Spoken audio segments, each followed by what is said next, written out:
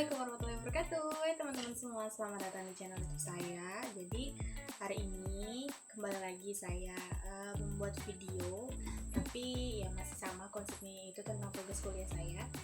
Jadi kali ini videonya itu tentang tugas mata kuliah, yaitu keimanan dan kemanusiaan, dengan pembahasan atau materi yang berbeda. Jadi kali ini materinya adalah tahayul, bid'ah, dan khurafat.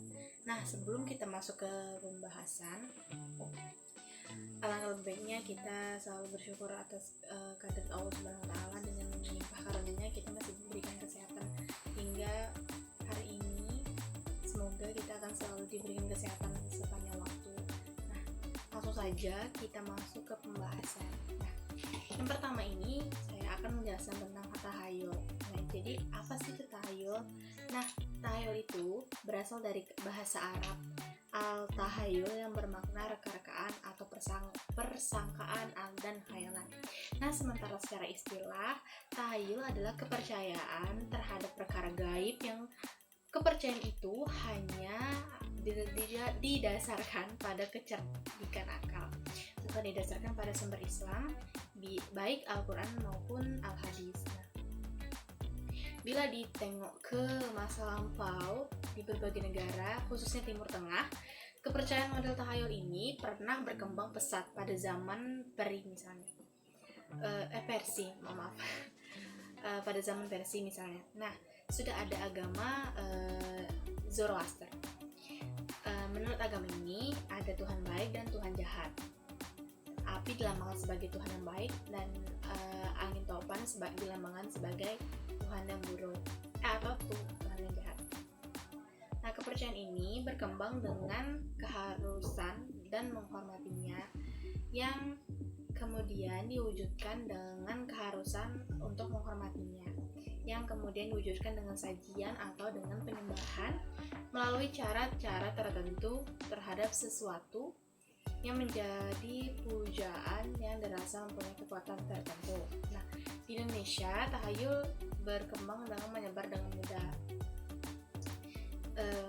Tidak bisa dilepaskan dari pengaruh agama dan kepercayaan alam. Adanya beberapa bencana nih menimbulkan korban, menjadikan manusia berpikir untuk selalu baik dan menyantuni alam yang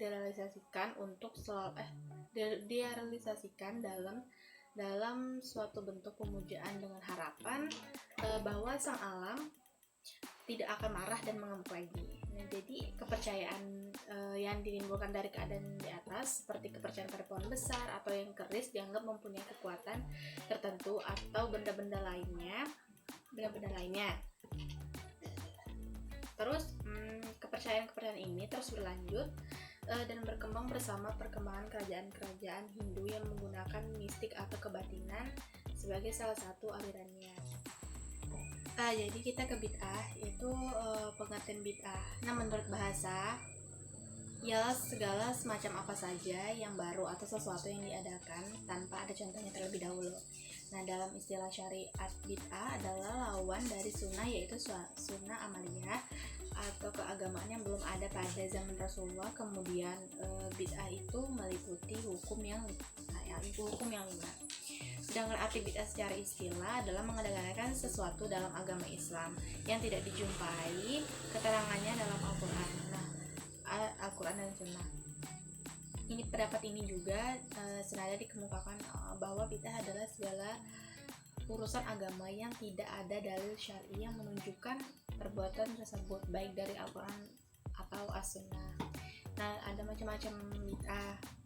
Bila dilihat dari segi usul fikih atau kaidah-kaidah hukum Islam, bid'ah dapat dibedakan menjadi dua jenis, yaitu pertama, bid'ah dalam ibadah saja, yaitu segala sesuatu yang diadakan dalam soal ibadah kepada Allah Subhanahu wa taala yang tidak ada contohnya sama sekali dari Rasulullah, baik dengan cara mengurangi atau menambah aturan yang sudah ada. Lalu yang kedua itu bid'ah meliputi segala urusan yang sengaja diadakan dalam agama, baik yang berkaitan dengan urusan ibadah, akidah maupun maupun adat. Perbuatan yang diadakan itu seakan-akan urusan agama yang dipandang menyamai syariat Islam, sehingga mengerjakannya sama dengan agama itu sendiri. Menurut Syekh Shalih bin Fauzan bin Abdullah Al-Fauzan, dalam konteks urusan agama, bid'ah itu dibagi dua macam. Yang pertama bid'ah qauliyah i'tiqadiyah, bid'ah perkataan yang keluar dari keyakinan seperti ucapan-ucapan yang Jahmiyah, Mu'tazilah, dan Rafidah, serta semua firqah-firqah atau kelompok-kelompok yang sesat sekaligus keyakinan-keyakinan mereka. Yang kedua, bid'ah fil ibadah, bid'ah dalam ibadah seperti beribadah kepada Allah dengan apa yang tidak disyariatkan oleh Allah. Sama bentuk bid'ah di atas sangat tercela dan tidak boleh dilakukan. Aisyah radhiyallahu anha menyebutkan bahwa Rasulullah SAW pernah bersabda, barang siapa mengada-ngadakan sesuatu dalam urusan agama, maka ia ditolak, tidak diterima, dan bid'ah namanya. Hadis riwayat Bukhari dan Muslim. Dalam kesempatan lain, Rasulullah SAW berkhutbah di atas mimbar dan bersabda, amma ba'du, sesungguhnya sebenar-benar keterangan ialah kitab Allah, dan sebaik-baik pedoman ialah pedoman Muhammad, dan sejelek-jelek urusan adalah hal-hal yang baru. Itulah yang disebut bid'ah, dan segala bid'ah itu sesat. Oleh Imam Nisa ditambah, dan segala yang sesat itu di neraka. Hadis riwayat Muslim, riwayat dari Jabir bin Abdullah. Lalu kita ke khurafat. Pengertian khurafat berasal dari bahasa Arab, yaitu al-khurafat, yang berarti dongeng, legenda, kisah, cerita bohong, asumsi, dugaan, kepercayaan, dan keyakinan yang tidak masuk akal, atau kaidah yang tidak benar. Mengingat dongeng, cerita, kisah, dan hal-hal yang tidak masuk akal di atas umumnya menarik dan mempesona, maka khurafat juga disebut dengan al-hadis al-mustamlah min al-kid, cerita yang menarik dan mempesona. Sedangkan secara istilah, khurafat adalah sesuatu kepercayaan, keyakinan, pandangan, dan ajaran yang sesungguhnya tidak memiliki dasar dari agama, tetapi diyakini bahwa hal tersebut berasal dan memiliki dasar dari agama. Ada yang memahami bahwa khurafat adalah tahayul atau hal-hal yang tidak masuk akal, atau perkara-perkara sulit untuk dipercaya kebenarannya dalam ajaran Islam. Dengan demikian, bagi umat Islam, ajaran atau pandangan, kepercayaan, dan keyakinan apa saja yang dipastikan ketidakbenarannya atau yang jelas-jelas bertentangan dengan ajaran Al-Quran dan hadis Nabi dimasukkan dalam kategori khurafat. Asal-usul khurafat itu menurut Ibnu Kalabi, awal cerita khurafat ini berasal dari Bani Udrah, atau yang lebih populer dikenal dengan Bani Juhainah. Suatu ketika ada salah seorang dari Bani Juhainah ini pulang ke kampung halamannya.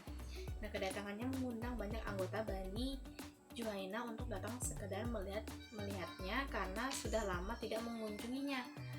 Ia banyak bercerita tentang banyak hal yang ada kaitannya dengan wilayah agamanya, seperti yang pernah ia lihat dan ia rasakan selama bepergian. Cerita-cerita yang dikemukakan memang sulit diterima akal, namun cerita yang disampaikan sungguh amat mempesona para hadirin yang mendengarkannya.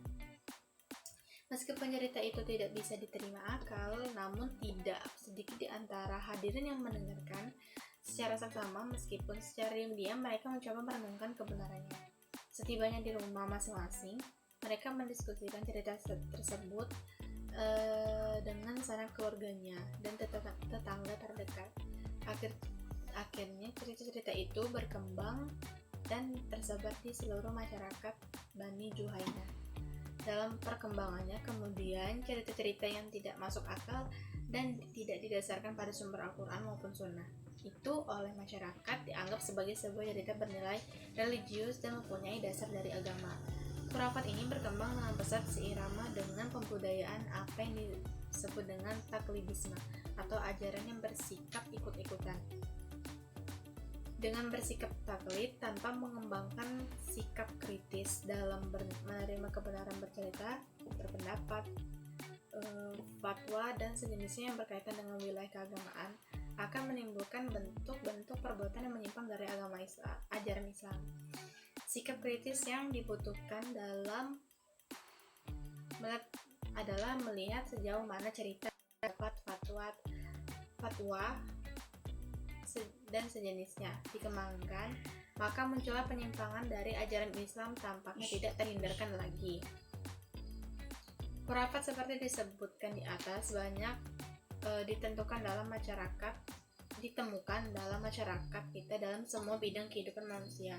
Khurafat tidak hanya menyangkut sesuatu atau benda yang dianggap mempunyai legitimasi Islam, tetapi juga menyangkut diri manusia sendiri yang kesemuanya diyakini mempunyai dan memiliki kekuatan magis, padahal yang mempunyai kekuatan seperti itu hanya Allah semata. Contoh khurafat yang populer di Indonesia misalnya tentang kewalian dan kekeramatan seseorang. Cerita yang dikategorikan khurafat yang sampai saat ini masih berkembang di masyarakat misalnya tentang Syekh Abdul Qadir Jailani adalah kepiawaiannya dalam berduel dengan malaikat. Dalam duel itu, Abdul Qadir Jailani dikisahkan mampu memenangkan duel. Kisah duel antara Abdul Qadir Jailani dan malaikat ini bermula dari pencabutan nyawa seseorang. Kematian ini memunculkan rasa iba dalam diri Abdul Qadir Jailani terhadap yang ditinggalkannya. Rasa iba ini menggerakkan hatinya untuk mencoba berdialog dengan malaikat yang mencabut nyawa tadi, agar seseorang yang dicabut nyawanya tersebut dapat dianulir mengingat keluarganya amat terpukul dengan kematiannya. Upaya berdialog Abdul Qadir Jailani sebagai jalan terakhir untuk mengembalikan orang yang mati tidak membuahkan hasil. Akhirnya terjadilah duel, dan dalam duel dimenangkan oleh Abdul Qadir Jailani. Kekalahan malaikat ini mengharuskannya untuk mengembalikan nyawa kepada orang yang telah dicabut nyawanya tadi. Akhirnya hiduplah kembali orang tersebut dan kembalilah orang ini sangat membahagiakan keluarganya. Lalu ada bentuk-bentuk khurafat. Jarnawi Hadikusuma dalam salah satu bukunya yang berjudul Ahlus Sunnah wal Jamaah Bid'ah dan Khurafat menjelaskan beberapa perilaku yang dikategorikan sebagai perbuatan khurafat, yaitu yang pertama mempercayai bahwa berjabat tangan dengan orang yang pernah berjabat tangan dengan orang yang secara berantai sampai kepada orang yang pernah berjabat tangan dengan Rasulullah akan masuk surga. Lalu yang kedua mendapatkan barokah dengan mengucap tangan para ulama.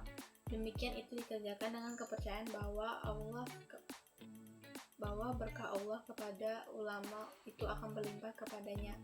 Yang ketiga, mempercayai kepada ulama tertentu itu keramat, serta menjadi kekasih Allah sehingga terjaga dari berbuat dosa. Andai kata pun berbuat dosa, maka sekedar sengaja diperbuat untuk menyembunyikan kesuciannya, tidak dengan niat maksiat.